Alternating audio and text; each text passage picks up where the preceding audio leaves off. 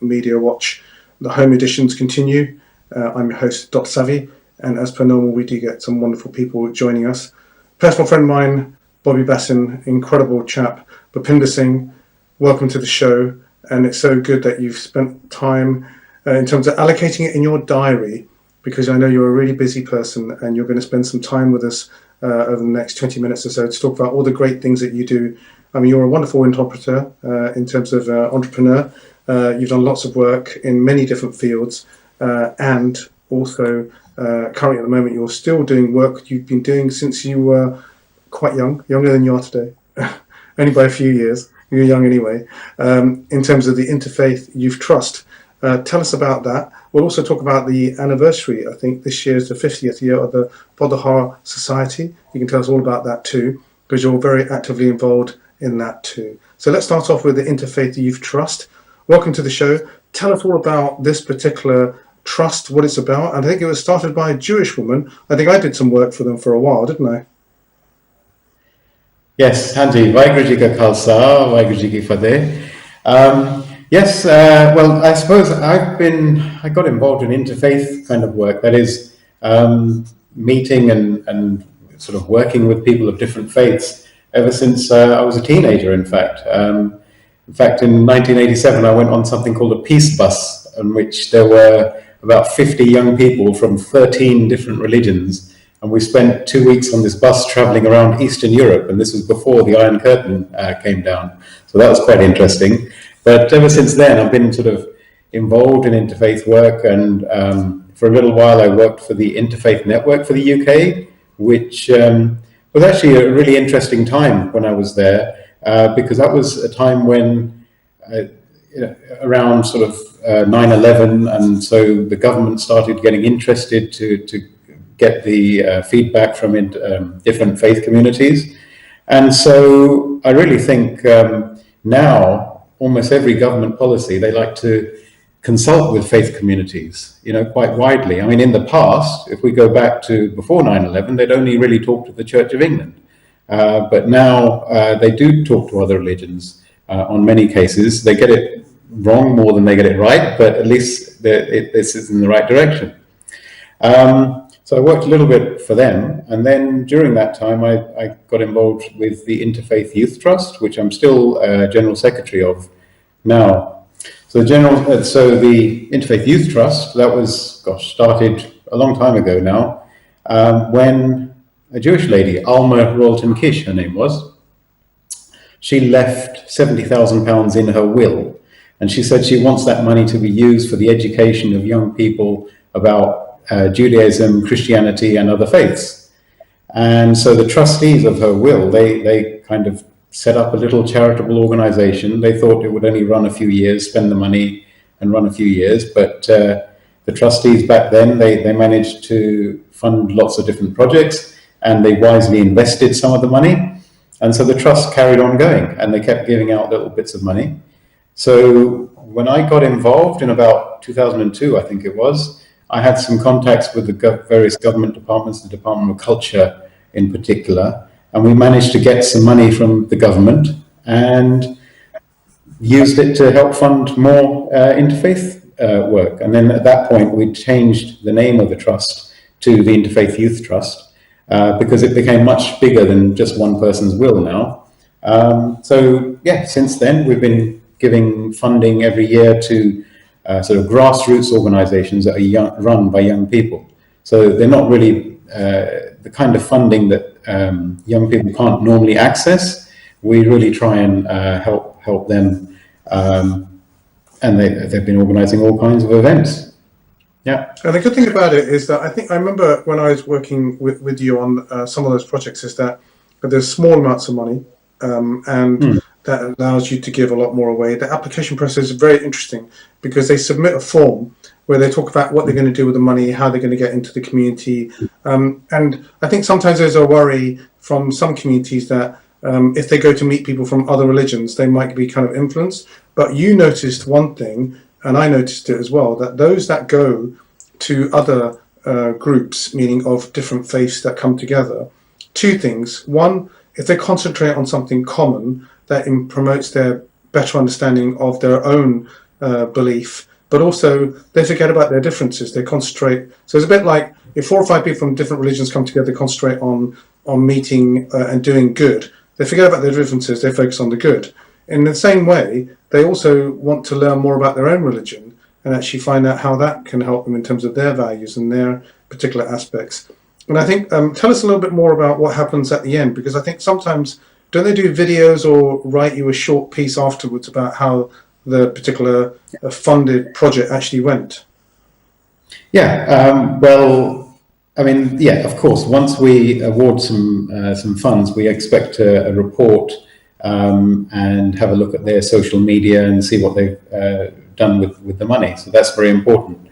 But the great thing is, I mean, when I first got involved in interfaith work, I mean, some people think, oh gosh, what are you getting involved in? You're going to, they're going to try and change you to a different religion. But no, it's about, especially when young people get together, I mean, they forget about their differences and they start learning about the similarities. And personally, getting involved in interfaith work, it helps you learn more about your own religion, actually. That's what I've found. And actually, I suppose I've done all kinds of things in the past. With Shepherd's Bush Gurdwara back in the 90s, in fact, I helped to start up a little newsletter, Sikh Spirit. You can still find it on sikhspirit.com. I remember I was really inspired by it. I thought it was really well written, very well structured. It was leading at the time in terms of coming out with something that was a really good, valuable publication. Well done. Yeah, I mean, that was something that we published every month in a printed format. This is, from about 94 till about 2000, we were printing every single month. And so, yeah, a lot of the sort of interfaith stuff that I had some sort of background in helped me understand more about my faith. And that's why I started getting more and more involved with the Gurdwara and other Sikh youth organizations at that time. The Interfaith Youth Trust, we've helped to fund all kinds of projects, from sort of interfaith conferences to cultural shows to things like football tournaments or food festivals, these kind of things. So I just hope that, some of those young people, once they've got involved with these kind of projects, that they move on and keep that sort of idea of being open to everyone. And that's the important thing about helping young people get involved and actually organize something themselves. That's the important thing. Yeah. I think it's a really interesting thing, considering that in many aspects, the traditional youth club type stuff doesn't really happen. Of reduce funding or whatever from councils. And in a way, if there's a group that can help to center people around a project that can ultimately help them, not necessarily just in terms of their well-being, but in terms of, getting them out of doing any terrible things and respecting each other. Because obviously you do also find that sometimes in, certain communities, people start attacking each other. I certainly, from when I grew up, I wish there had been that greater understanding. Maybe there weren't enough brown people, around, but even there, that's no excuse. People shouldn't be attacking each other. And if there are facilitators that can help bring about that, go on a coach trip, have a food festival, do that kind of thing, that can really help center the individual. And also, who knows, they might even learn something. Rather than having chips and beans every night, they can have something more exotic. Yeah, absolutely. I mean, you and I, we both grew up here in London and faced all kinds of things growing up. Obviously wearing a pug or a pothohar when you're a youngster, you're singled out. But the fact that if you, can expose young people to different cultures, different faiths, and different ways of life at a young age, that's the important thing. Obviously, you get that in school to a certain extent, but doing it outside of school as well, that's really, really important as well. So I hope that some of the projects we've helped to fund can achieve that. Yeah, definitely. So let's talk about the other, because you're involved in another society in terms of your family involved in it, as well as the fact there's many people that moved from this particular area. I think it was pre-partition, actually, Pothohar society, community. I remember you and I both spoke back in February. I was saying earlier on when we had a chat, and you said, Savi, if you're free, come and interview Rami Ranger, Lord Rami Ranger, and I did. And I think that was in February. And this was supposed to be the celebration of the start off of many interviews with many people that support the community and all the good work that it does. And that was the only interview that I managed to do. There were some other, videos that came out, but that was people recording from home. And that was in February. Then we had the lockdown, 23rd of March onwards. It must be a very difficult year to commemorate and celebrate the 50 years of all the activities that the society have been doing. First of all, tell us about the society, and tell us, you've done a lot of charity work as well, in terms of the society has done work. We spoke to Gurpreet, who's the president of Shepherd's Bush Gurdwara, and they did a lot of outreach programs, not in terms of bringing langar, but also helping the NHS in terms of giving them food, and also setting up food banks. Your society's helped in that area, hasn't it?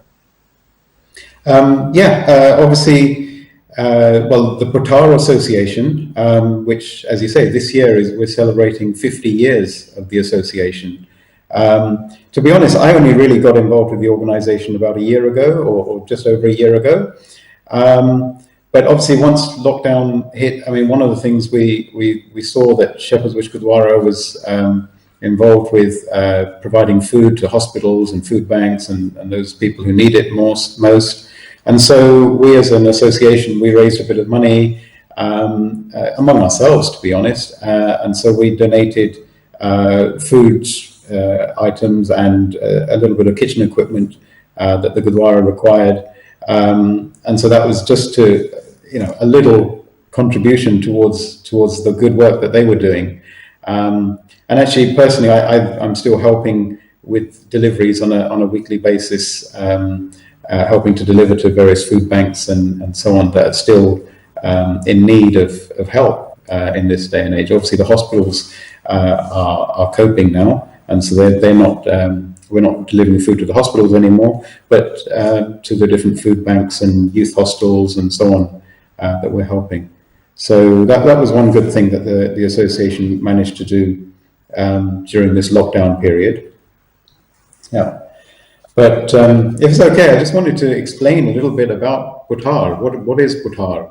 Now, actually, Pothohar is just it's a region which is in modern-day Pakistan, and it's home to a lot of the famous Sikh sites: Nankana Sahib, Panja Sahib, Sacha Soda. All these places they're in this region called Pothohar, and so this Pothohar area, it's been home to sort of all kinds of many ancient sort of civilizations, and they say that the Pothohari language actually dates back over 5,000 years, so it actually predates Punjabi. Although these days not so many people speak Pothohari because Punjabi has become the main language of that region, of course. But say that many Punjabi words have Pothohari origins. And actually, there's lots of shabads in the Guru Granth Sahib written in Pothohari. So obviously, being in modern-day Pakistan, that means all the people who lived in that area suffered during partition. And so, for example, all of my grandparents were from the Pothohar region, and I think even your family were as well. And so just like many sort of Pothoharis, sort of my mother and her family were made refugees during the partition. And actually, interestingly, even before sort of partition, a lot of, the British actually recruited a lot of Pothoharis and sent them off, people from the Pothohar area, and sent them off to East Africa, to help build railways and other infrastructure. And so when you combine that movement with the fact that partition then happened, so those people who went to East Africa could never go back to their homes. So that's a kind of a double whammy. So people from that region, suffered hugely during partition, and in many different ways. Yeah. I need to do more research on my family. I think my mother was from Peshawar, and my father and his family were from the main city in Amritsar. But I never thought about it the way that you put it, actually, that it's a double whammy. If you, at the time of partition, you have no home to go back to. And, you know, when people talk about partition, the amount of struggle just to, first of all, survive getting out of that particular region.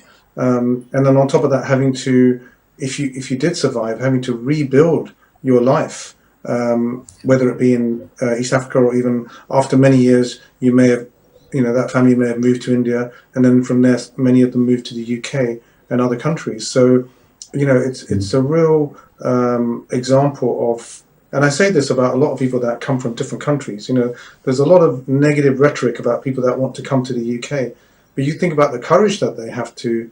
You know, I know, you know, people talk about the way that they do it, and I'm sure that if people worked hard enough, they'd be able to figure out the people that are exploiting that situation. But that's a different context.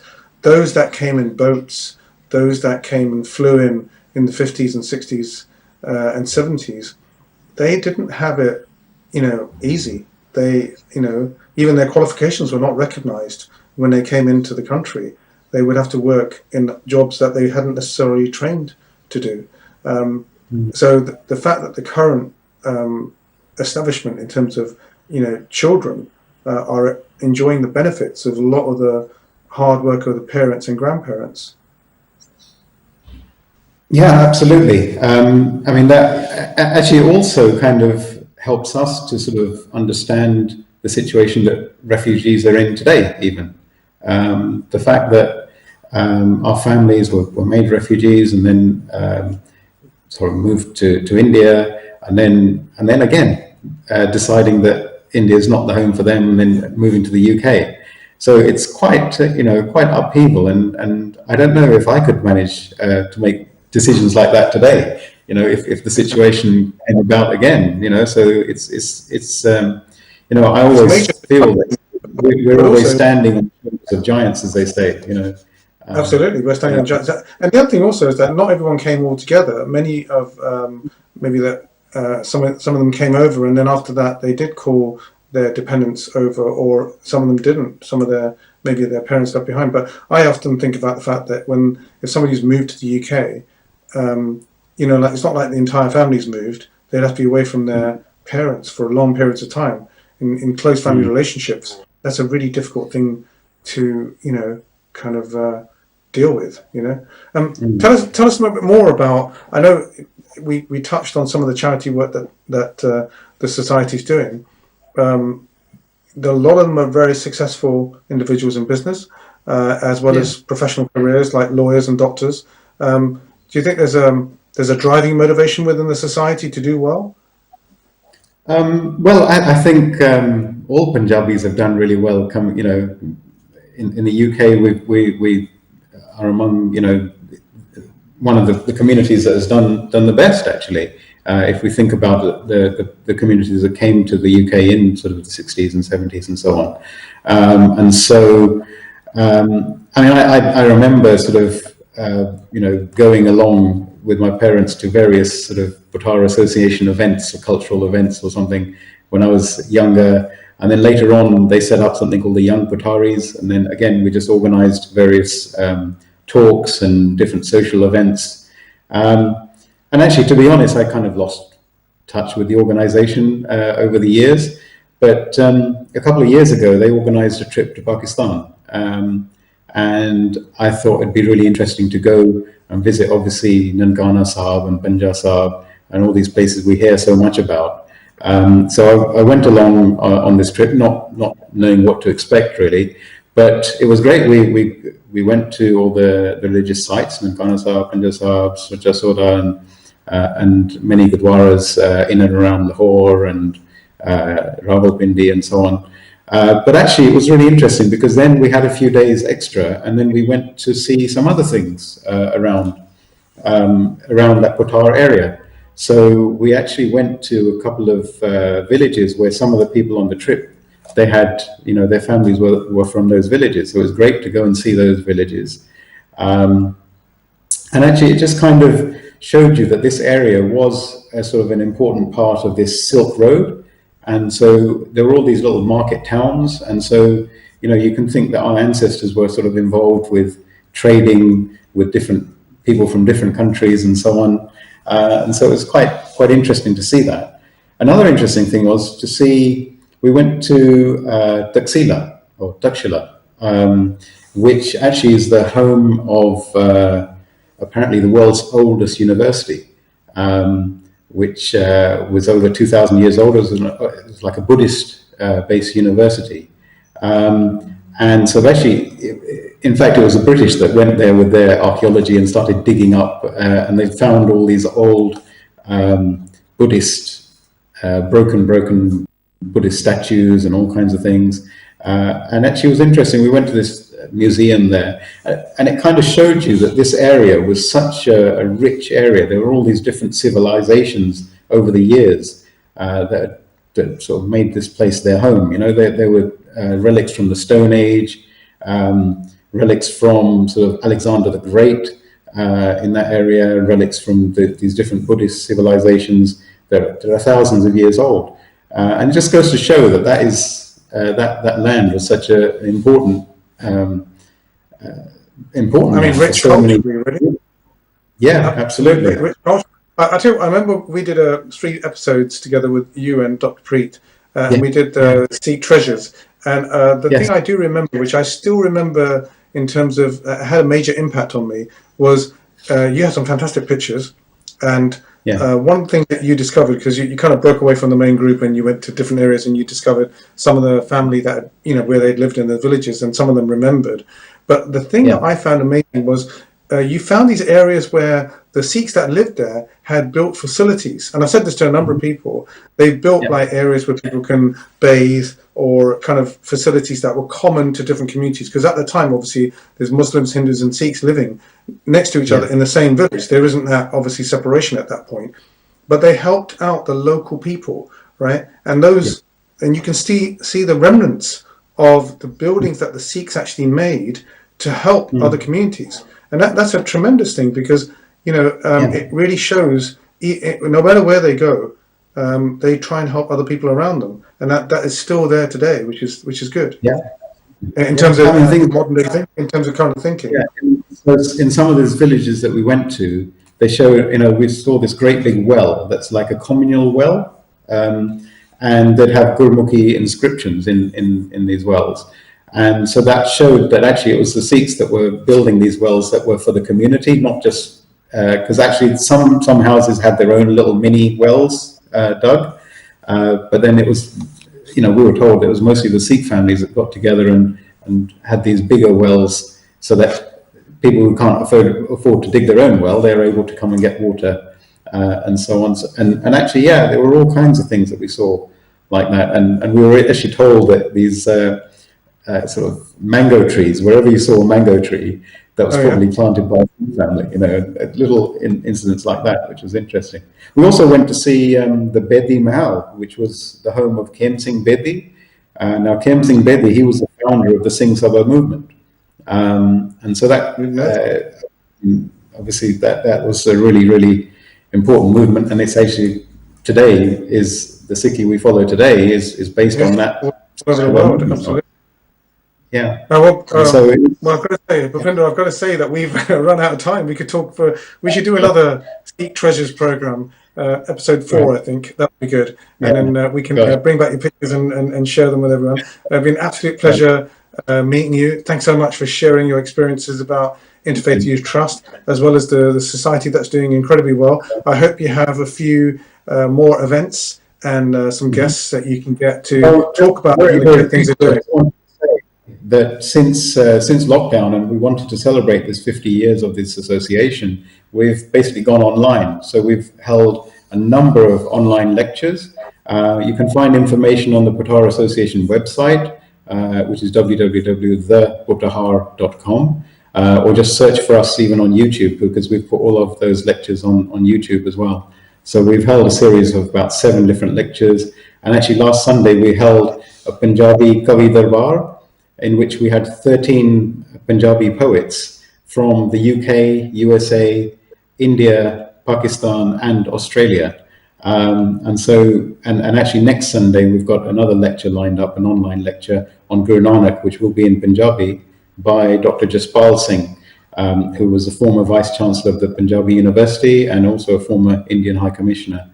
And so that's going to be another interesting lecture. Yeah. Very good. And I have to say that one of the things we forgot to mention was that you did, in terms of the society, did hold some health conferences way ahead of us realizing that, ethnic minorities had a particular sad, circumstance in terms of being more prone to COVID-19. So I'm going to say goodbye. Thank you so much. And we'll see you again very soon. And brilliant that you spent some time with us.